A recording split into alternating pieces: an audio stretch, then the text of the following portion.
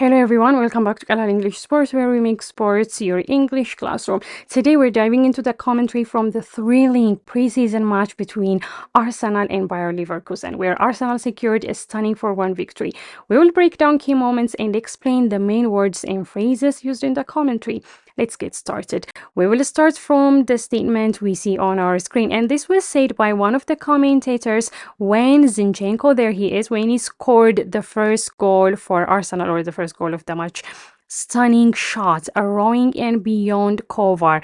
This is Kovar, Bayer Leverkusen's goalkeeper. Wonderful strike from the Ukrainian star. So we will start from the phrase stunning shot. It means an impressive and powerful kick, while a rowing end describes, do you see the ball here? So the phrase a rowing end describes the ball's straight and precise trajectory into the ball. When we come to wonderful strikes, it emphasizes the skill and beauty of the goal. So one thing we understand from this statement is the fact that Zinchenko, he made an impressive and powerful goal for Arsenal in the 8th minute. How do we know that? Because it's 7:29 right now. Not right now, but while they were playing this game, it was 7:29 when Zinchenko scored the opening goal. Now, the commentator is sharing his thoughts on what the goalkeeper could have done better. And he said the following: I think the keeper could have done better. Over here, the word keeper represents the goalkeeper, or the player who is responsible when it comes to defending the goal. Now, let's go to done better. It means he could have performed better. Therefore, what this commentator is trying to tell us is that he thinks, when I say he, the commentator thinks that the goalkeeper could have prevented Zinchenko's goal. So this phrase suggests that the goalkeeper, and his name is Kovar, I hope I'm not mistaken. So Kovar might have been able to prevent the ball, or he would have been able to prevent the goal with better effort or positioning. You could have done something better. I wish I had the specific information on what the commentator wanted the goalkeeper to do in order to prevent the goal or the ball from going in. Now let's go to the second goal scored by Trossard. By the way, this was a beautiful goal. That's wonderful. That is real quality, real class. So we will start from the word wonderful.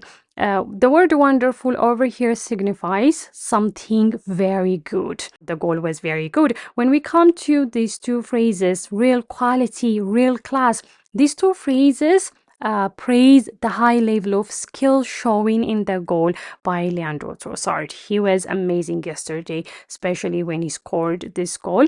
He scored it from inside the box. One thing we learned from this statement is the fact that Trossard's goal in the ninth minute was excellent, and it showed his high skill. He was composed, he was calm, and he knew what he needed to do in order to score the second goal. So there is Trossard, by the way. The German champions are being torn apart by the Gunners. Let's start from the phrase German champions. German champions refers to the top football team in Germany, plus Bayer Leverkusen are the champions. They won the league last year or last season. When we move on to the phrasal verb torn apart, it means being easily defeated or upsets someone greatly. So this statement means that Arsenal is dominating Bayer Leverkusen, making it difficult for them to defend because they already scored 2 goals in a span of 1 minute. Actually, a bit more than 1 minute, but technically in a span of 1 minute. That's what happened. Now we just saw that Trossard scored the second goal for Arsenal, right? We are in the 24th minute, and here is Trossard. He has the ball. While he was moving with the ball, fans were making noises suggesting that they wanted him to take a shot. So the commentator said the following: fans want him to shoot. He's going to oblige, I think. That's what was said by the commentator. So when we come to the word fans, it refers to supporters of the team. So if you are an Arsenal fan, maybe he was talking about you, but in this case, only the crowd that was present at the stadium. Oblige, it means to do as asked or expected, or maybe to do something that someone wants. So what happened was Trossard, he obliged, which means he tried a shot from just outside the box, encouraged by the fans, but the goalkeeper saved it. Therefore, at this particular moment, Trossard was a mile away or maybe an inch away from scoring the goal. He was so close. And the commentator said the following: don't give this man an inch, he will take a mile. So in this case, when we compare an inch to a mile, an inch is a very small amount, whereas a mile is a very large or a large distance. We can say that. So if we say that someone took a mile, we're saying, oh, that person took full advantage of a small opportunity. But there is also a saying that goes like this: if you give someone an inch, they will take a mile. This means when you do a small favor for someone, they will start to become greedy to the point of asking you for a much bigger favor. So what happened here is Leandro Trossard, there he is. Here is the ball in motion. He almost scored the third goal for Arsenal at this point. Because of this, or this reality shows that he is very dangerous if given any chance. So what this phrase tells us is that if you give Trossard a small opportunity, he will take full advantage of it. That means, or this phrase highlights his dangerous potential in attacking positions. Well, that's a very nice way of looking at it, especially for Arsenal fans. Only for Arsenal fans, not for the opponents. Now we are in the 37th minute, and do you guys want to know what happened?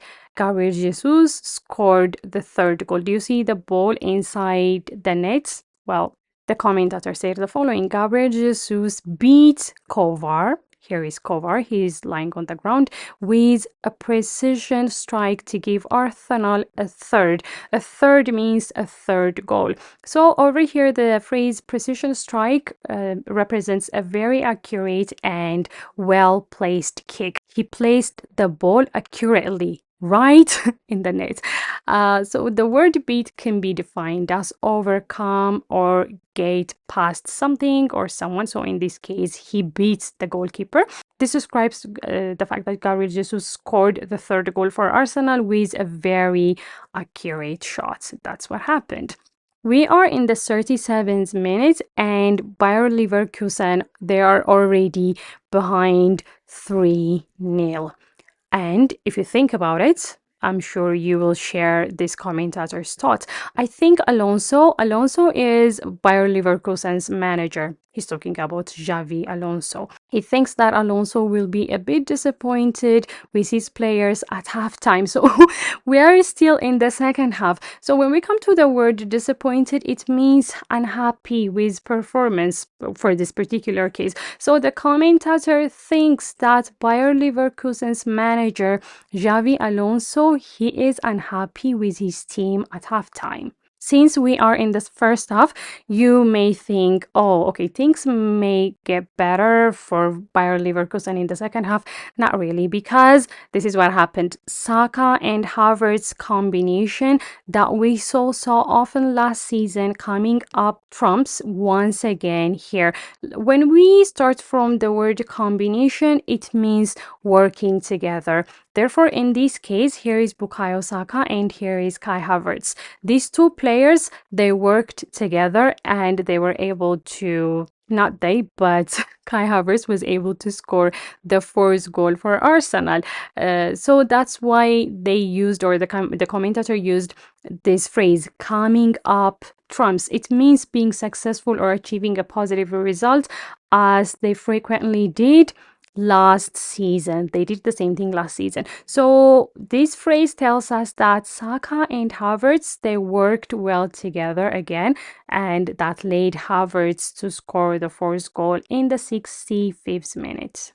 Kai Havertz is a player who is loved and appreciated by the Gunners, and the commentator keeps talking about him.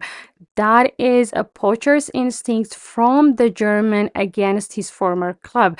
We will start from a poacher's instinct. It refers to the striker's ability to score from a close range. So as you can see, here is Kai Havertz, here is the ball, or not the ball, here is the goal. The ball is already inside the net, or he already sent the ball into the net. So he is not far from the ball. And over here, this phrase tells us that Kai Havertz showed his natural scoring ability against his old team. Well, I did not tell you about this phrase, his former club. So from this phrase, we can understand that Kai Havertz used to play for Bayer Leverkusen because he just scored in his former team's nets. That's what we learned from this statement. So former club, it refers to the team or the football club Kai Havertz used to play for. I wouldn't be surprised if you are an Arsenal fan and if you were waiting for your players to score more goals, more than 4 goals during this match, but this happened. The Czech Republic international with a clever finish, David Raya beaten. Here is David Raya and here is the guy or the player who scored the goal. So let's start from the phrase clever finish. It means a smart and skillful goal. Beaten, defeated. We can define it as defeated. So his name was Adam. Unfortunately, I can't seem to remember his last name. So what happened is Adam, who is also Czech, he scored the only goal for Bayer Leverkusen with a smart finish, making the final score 4-1. It would have ended 4-0 if it was not for the Czech player. That wraps up our breakdown for the Arsenal versus Bayer Leverkusen commentary. I really hope you found these explanations helpful. Don't forget to like, comment, share, and subscribe for more English lessons with sports commentary. See you next time.